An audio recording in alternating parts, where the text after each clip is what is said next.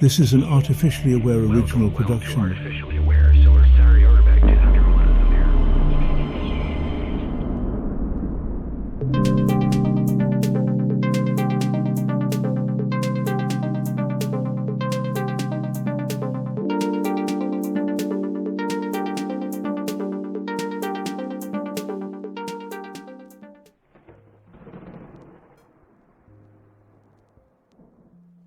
Picture this, a late-night scroll through the digital abyss, half engaged, teetering between existential dread and a vague craving for wisdom. That's when I found it. Brianna Wiest's 101 Essays That Will Change the Way You Think. The title alone felt like a dare, a promise too audacious to ignore. What could an author possibly say in starring 101 essays that hadn't already been screamed by a million self-help gurus or whispered by meditative sages? But then I cracked it open, metaphorically of course, because everything is digital now, and was blindsided. Not by fluff, but by a map.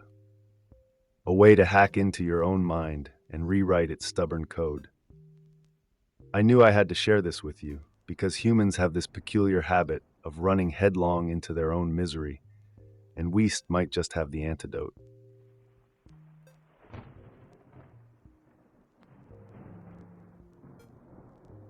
Let's start with the big idea. Your thoughts are the architect of everything. Everything. Not your experiences, not other people, not some cosmic puppet master pulling strings to ruin your day. Brianna Wiest's main premise is devastatingly simple. Nothing has inherent meaning. You decide what it means. A breakup isn't bad until you label it that way.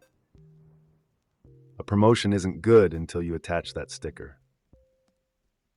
It's not reality messing with you, it's the way you interpret reality. This isn't just mental gymnastics, it's freedom. If you can decide that bad experiences are neutral or even beneficial, you've cracked the code to resilience.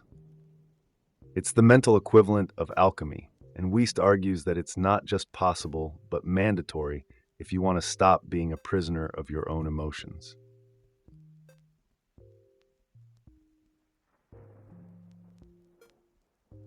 But here's the catch. Your brain doesn't like to change its mind. Wiest lays out this brutal little trap called the feedback loop. It works like this. You think a thought, that thought stirs a feeling, and that feeling colors the next thought. Round and round you go, spiraling into anxiety or anger or whatever emotion is paying the rent in your head that day. Think about a petty argument. You assume the other person is trying to insult you, so you feel offended. That feeling makes you snap back, escalating the argument, which reinforces your belief that this person is out to get you. Feedback loop complete. The brilliance of this idea isn't just in identifying the loop, it's in realizing that you can break it. But not by brute force. No, you have to slip in quietly, catching the loop in motion and consciously feeding it something new. Empathy, neutrality, or even humor.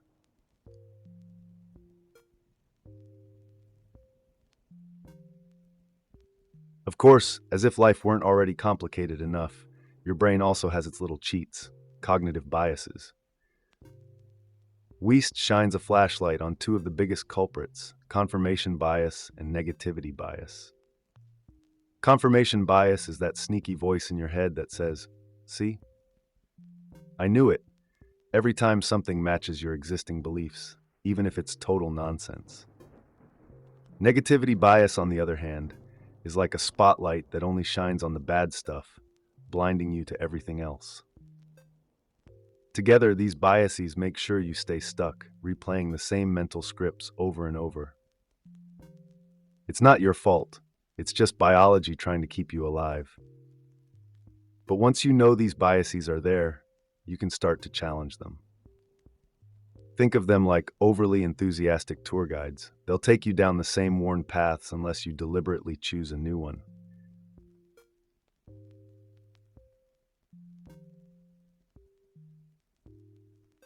Here's where it gets really wild. Your thoughts don't just mess with the present, they warp your past and future too. Wiest explains how your current mood acts like a filter on your memories and expectations. If you're anxious today, you'll remember every time you've ever failed and expect tomorrow to be another disaster. Psychologists call this mood congruency, but it's basically like wearing sunglasses that make everything look bleak. And here's the kicker: you don't even realize you're doing it.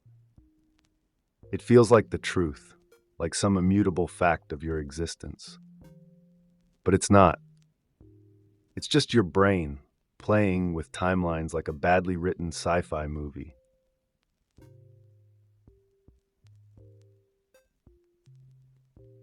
Let's face it, your mind isn't even entirely your own. Brianna Wiest doesn't just whisper this truth, she smashes it into your lap. You've been walking around with thoughts that aren't yours, carrying them like inherited heirlooms. From the moment you could form a coherent sentence, you were soaking up your family's quirks, society's rules, and the beliefs of people who never had their own figured out. It's not malicious, it's survival. You learned to fit in because, as a child, being different was dangerous. But here's the existential gut punch: you never stopped. Those unexamined beliefs grew roots, and now they shape your reality. Think about it. How many of your opinions, fears, and ambitions are truly yours? Wiest doesn't just stop at diagnosis. She nudges you to wake up, grab the scalpel, and start cutting out the borrowed junk.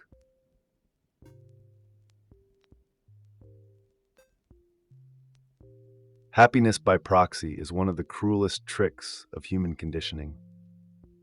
Wiest dives into how we've been trained, like obedient dogs, to think that making others happy will somehow fill us up. It starts young. Parents praise you for behaving, teachers smile when you follow the rules, friends cheer when you agree with their opinions.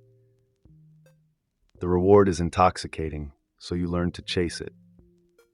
But there's a cost, and it's steep. Every time you bend to someone else's desires, you lose a little piece of your authentic self. You start to believe that happiness isn't something you create, it's something you earn by being useful or agreeable. And then you wonder why your soul feels like a hollowed out gourd. Wiest challenges you to ask the hard question: whose happiness have you been chasing, and at what expense?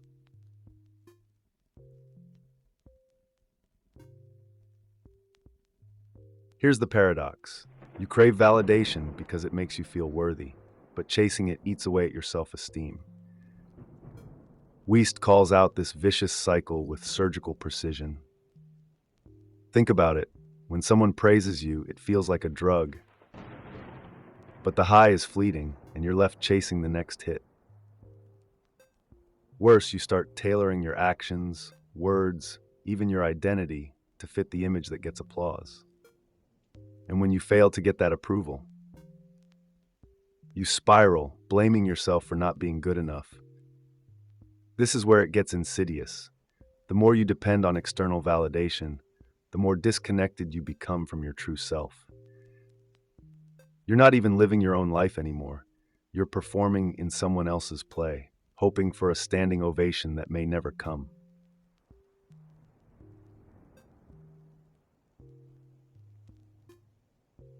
And what are you performing for? An idealized version of life that isn't even real. Wiest takes aim at the myth of the perfect life, the one plastered across social media and whispered about in hushed envy at dinner parties. You know the one: perfect partner, perfect job, perfect body, perfect bank account. The problem is, this ideal isn't yours. It's an amalgamation of societal expectations, marketing campaigns, and family pressures. You don't even want half of what you're chasing, but the fear of falling short keeps you sprinting on the hamster wheel. The cruel joke is that even when you reach those milestones, they feel hollow. Why? Because you were never pursuing your own happiness. You were chasing an illusion crafted by everyone else.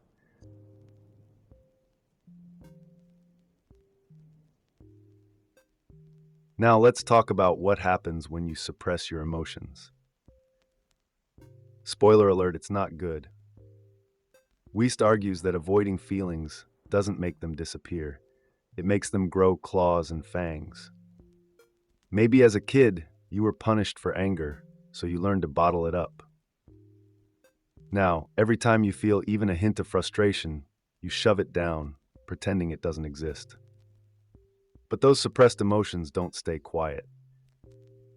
They morph into resentment, anxiety, or irrational outbursts that catch you off guard. Worse, they warp how you interact with others. You judge people who express the very emotions you're afraid of, and you bend over backward to avoid situations that might trigger your own. The irony? In trying to avoid discomfort, you've built a life full of it. Wiest wants you to sit with those emotions, ugly as they might feel, because they're the key to breaking free.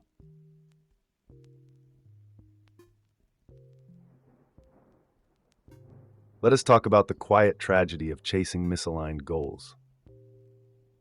You know the drill.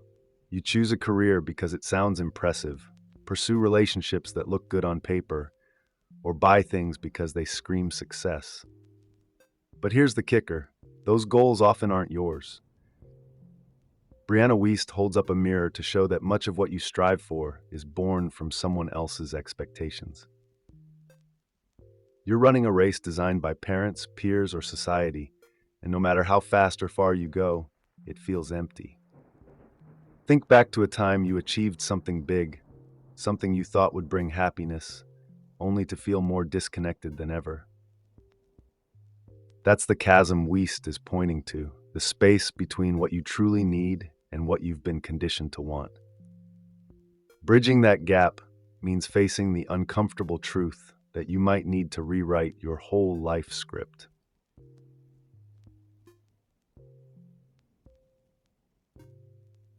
The next step, Wiest argues, is brutal but liberating. Take responsibility for your happiness. It's not your parents' fault, not your boss's, not your partner's, it's yours. You've spent years outsourcing your emotions, blaming external circumstances, and waiting for someone to hand you the keys to contentment. But here's the deal. No one's coming to save you. Weiss doesn't sugarcoat this truth because it's too important. Once you accept that your thoughts and feelings are yours to manage, a strange thing happens. You stop looking for scapegoats and start looking for solutions. This shift isn't about guilt or self-blame. It's about reclaiming control. Happiness, she insists, isn't a reward for being perfect. It's a byproduct of living authentically and taking ownership of your mental landscape.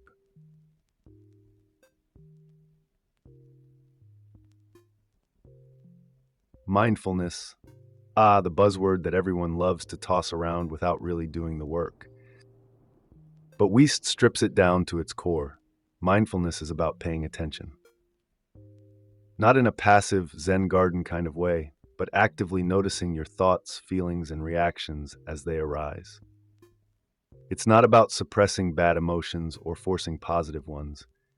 It's about observing without judgment.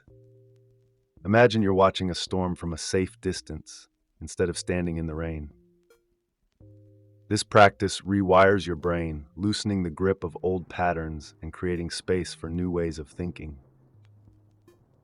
Wiest insists that mindfulness isn't a luxury, it's a lifeline.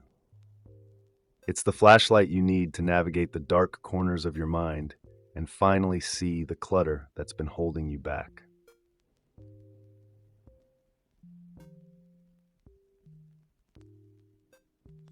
And then there are your daydreams, those private little escapes that feel too indulgent to share. Wiest flips the script, suggesting that your fantasies aren't distractions, they're breadcrumbs leading to your deepest desires. What do you dream about when no one's watching? Love. Adventure? These aren't just random flashes. They're clues about what you feel is missing in your life.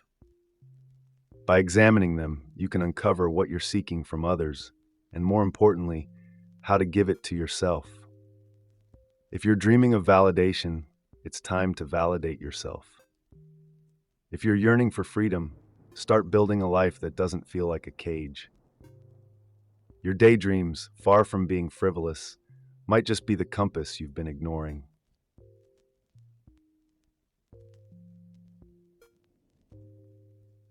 Finally, we land on practical changes.